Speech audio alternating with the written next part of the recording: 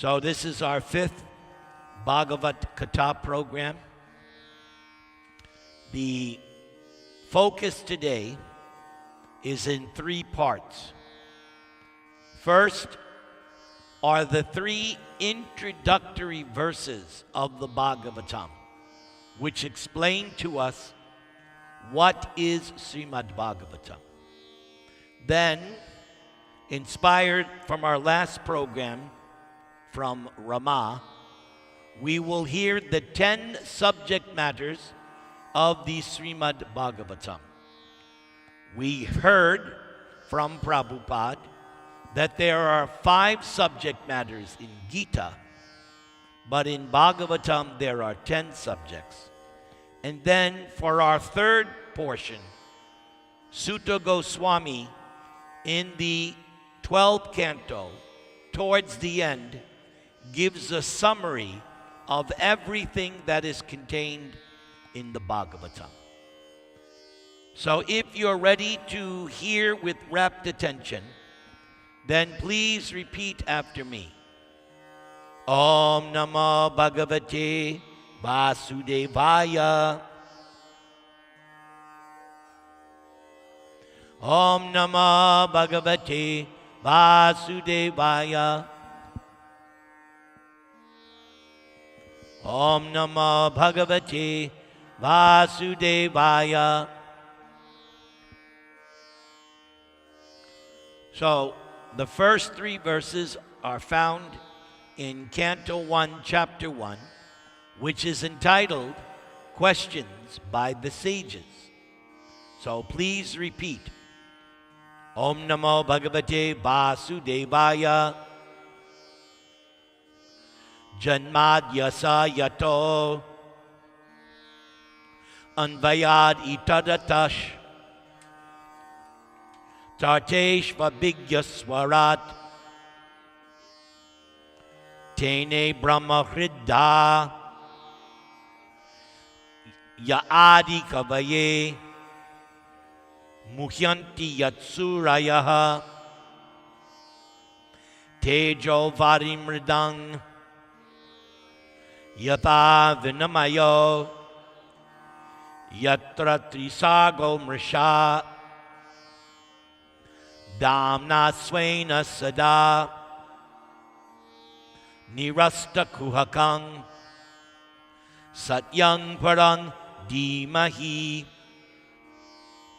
So that last word, Dimahi, everybody say, means that this opening shloka is a Gayatri mantra meant for meditation. Let's follow along. O my Lord, Sri Krishna, son of Vasudeva, O all-pervading personality of Godhead. So that's the meaning of Vasudeva. Everybody say, he's the son of Vasudeva and he's all-pervading. I offer my respectful obeisances unto you. I meditate upon Lord Sri Krishna because he is the absolute truth and the primeval cause of all causes of the creation, sustenance, and destruction of the manifested universes. He is directly and indirectly conscious of all manifestations, and he is independent because there is no other cause beyond him. It is he only who first imparted the Vedic knowledge unto the heart of Brahmaji, the original living being.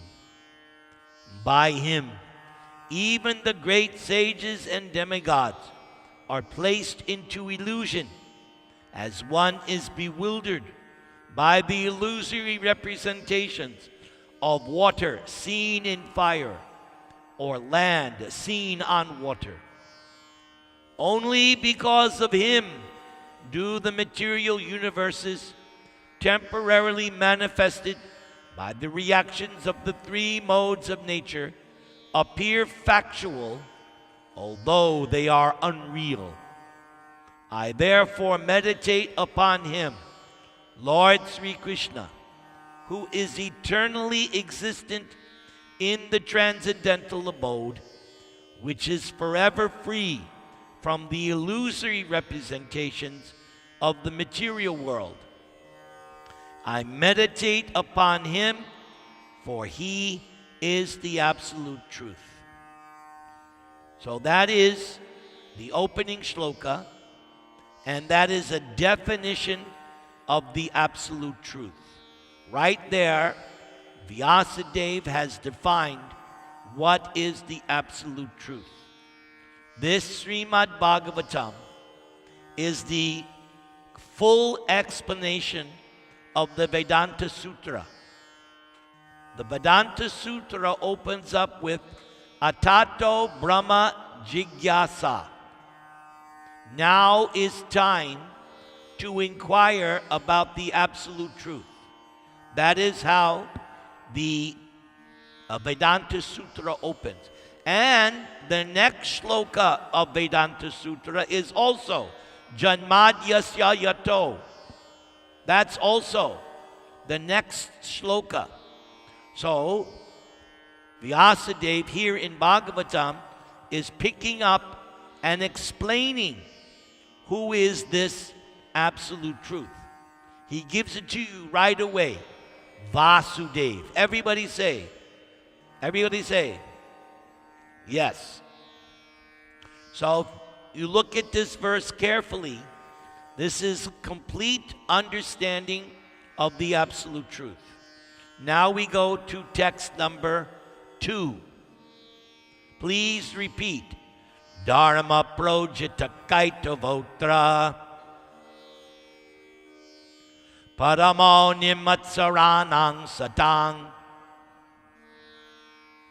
vedyang vastavam atra vastu shivadang tapatrayon mulanam Srimad Bhagavate Mahamuni Krite King Parayar Ishvara Sadyo Hridya Varudya Tetra Kritibi Susrusubistat Kshanat.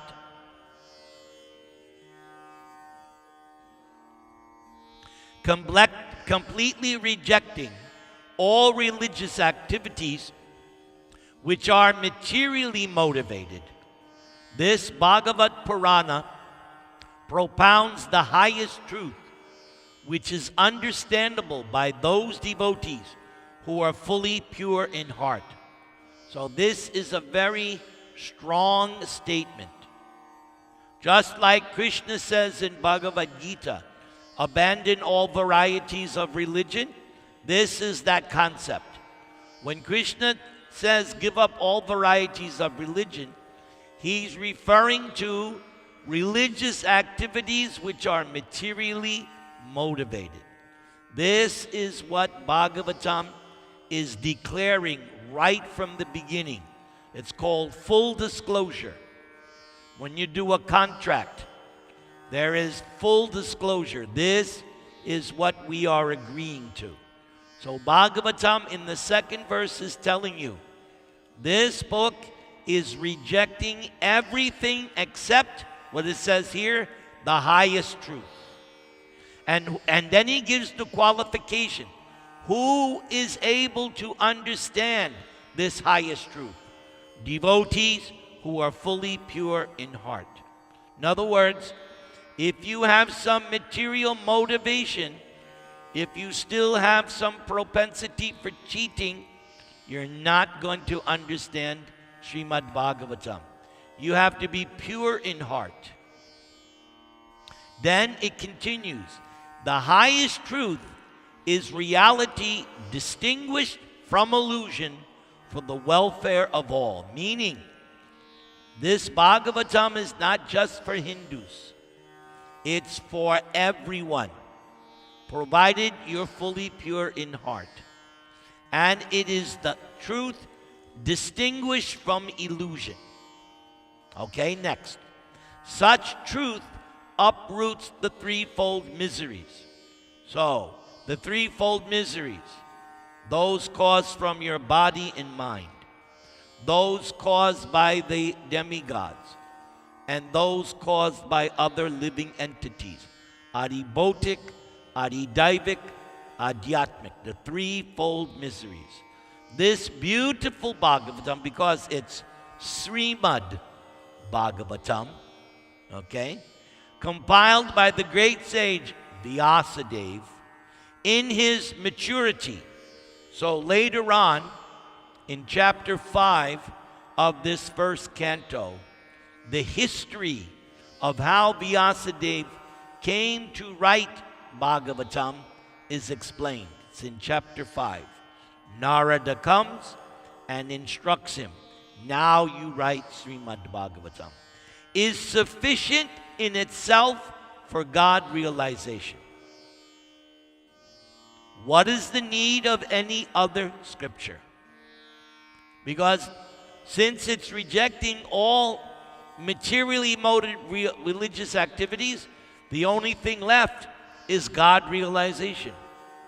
So that's what Bhagavatam is teaching, how to realize God. Again, if someone is not interested, then they're not going to read Bhagavatam.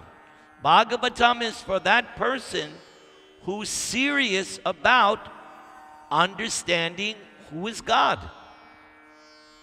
As soon as one attentively and submissively hears the message of Bhagavatam, so those are the two qualifications, attentively and submissively, by this culture of knowledge, the Supreme Lord is established in one's heart.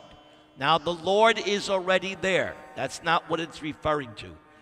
Established in one's heart means you become fully aware at every moment that God's in your heart. That's another aspect of self-realization. You're always conscious that God is within you. You don't forget. When we forget, we call that Maya, illusion. All right? Then the third. These are the three introductory verses of Bhagavatam. Please repeat. Ningamakalpatora galitang phalam Shukumukad amrita dravva sangyutam Pibata bhagavatang rasam alayang Mohur aho rasika bhuvi bhavuka. So this word in the third line, pibata, means to drink. But you're not drinking Bhagavatam through here, you're drinking through your ear, because this is on the spiritual or transcendental platform. We are drinking this rasam, this golden, beautiful, wonderful, those Gujarati, anybody Gujarati here? Ras. You have that mango ras. Such nice thing. So this is ras that you're drinking in your ear. That is what is Bhagavatam. O expert and thoughtful men, relish Srimad Bhagavatam. So you don't just read it. You're supposed to relish it. The mature fruit of the desired tree of Vedic literature. So yes, there is a tree of knowledge in the Bible. In the first chapter, Genesis, there is also Adam and Eve are warned about the tree of the knowledge of good and evil. So here, Bhagavatam is the ripened fruit of this tree known as Vedas. And Vedas means knowledge. Everything is there in our Vedas. Everything. But Bhagavatam, ripened fruit of the tree. It emanated from the lips of Sri Shukadeva Goswami. Therefore, this fruit has become even more tasteful. And Prabhupada explains, that when the parrot picks on the mango fruit, somehow or other, the mango becomes sweeter. So who is speaking? Shukadev. He's not a parrot, but that is his name, Shukadev. So by his speaking, the Bhagavatam, which was already sweet, the way he presents it, it becomes sweeter. And I say, the Bhagavatam that we read is through Srila Prabhupada, who made it even more sweet. So sweet that even Malecha Yavanas can appreciate Bhagavatam. Therefore, this fruit has become even more tasteful, although its nectarine juice was already relishable for all, including liberated souls. Because, why is that stated? Shukadev, before coming out of his mother's womb, was already self-realized, and he didn't want to come out of the womb. And Vyasadeva and his wife were very concerned that Shukadev stayed in the womb 12 years and wouldn't come out. So Vyasadeva brought Krishna, and Krishna spoke to Shukadev in the womb. This is explained in 9th canto. If you want to read it, it's there. I can show you. So Shukadev said in the womb, I don't want to come out. I'm already self-realized. If I come out, I might fall down. But Krishna guaranteed, no, you won't fall down. So Shukadev agreed to come out of his mother's womb. But when he came out, he saw, oh, my father is a householder? So Shukadev left. He didn't want to associate with householders. So Vyasadeva is calling after my son. He's waited 12 years. And as soon as the son comes, he starts to leave? No. So he's chasing after. So what did Shukadev do? He expanded himself. He cloned himself. And one Shukadev went back with Vyasadeva, and the other Shukadev went out to experience. This is all explained in the 9th canto. So let's go over these 3 verses again. So the first verse, definition of absolute truth. And his name was given. What was his name? Vasudeva. Everybody. All right. And I also mentioned how the last word, Dhimahi, meaning this opening shloka is a Gayatri mantra meant to be meditated upon. Those of us in ISKCON, this word Dhimahi appears in our mantras. Dhimahi, because those Gayatri mantras that we chant are also meant to be meditated upon. Yes. Then in the second verse, we understand what is Bhagavatam. It's propounding the highest truth and rejecting all religious, materially motivated activities. And who is able to understand this Bhagavatam? Those who are fully pure in heart. They have no agenda, no business idea with spiritual master and God. All they want is spiritual advancement. And Vyasadeva wrote this in his maturity, and it's sufficient for God realization. And then what is the attitude? Attentive and submissive. All right, and then the third verse, we are told, drink it, drink this nectar of Bhagavatam. It has become more sweet because we will hear the narration of Shukadeva Goswami. Everybody chant the Maha Mantra.